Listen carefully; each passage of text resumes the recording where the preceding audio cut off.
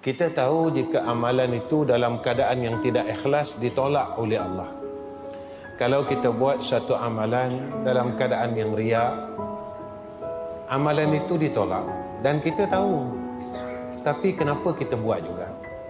Sebab itu kita tahu kita ada ilmu tapi kita tak nak amal ilmu yang kita ada. Kita tahu perkara itu apabila kita tidak buat dalam keadaan yang ikhlas, maka amalan tu tak diterima oleh Allah Subhanahu wa taala. Kenapa kita perlu menjadikan amalan kita ini dalam keikhlasan dan diterima oleh Allah?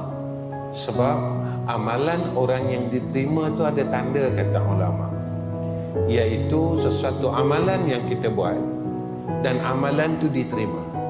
Amalan itu akan membentuk amalan yang seterusnya. Kebaikan yang kita buat ini diterima oleh Allah, lalu dia akan membentuk dan melahirkan kebaikan yang akan datang.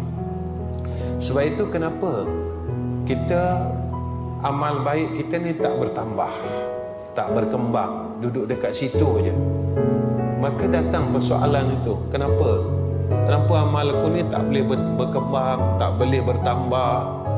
Maka salah satu yang disebut oleh ulama iaitu sebabnya amalan kita itu tak diterima oleh Allah Subhanahu wa taala. Saya bagi contoh satu perkara. Contohnya seumpama salat. Allah sebut dalam Quran, innas salata tanha 'anil fahsya'i wal munkar.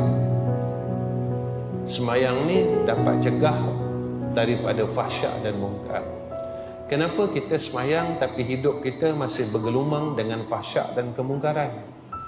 Kenapa semayang ini tidak boleh membentuk jiwa kita? Kenapa semayang itu tidak boleh membentuk diri kita menjadi diri yang baik? Apa sebabnya? Apa persoalannya? Ini yang kita kena fikirkan. Dan sebab itu, muslimin muslimat yang saya kasih sekalian, keikhlasan ini dapat dibentuk dalam keadaan kita ini lebih mengenal akhirat daripada mengenal dunia. Bila kita kenal akhirat, pada waktu itu kita akan beramal untuk ke sana. Bukan kita beramal untuk di sini. Kenapa kita perlu buat? Kerana dunia. Kenapa kita perlu buat? Kerana orang. Sebab kita kenal dunia ni lebih daripada kita kenal akhirat.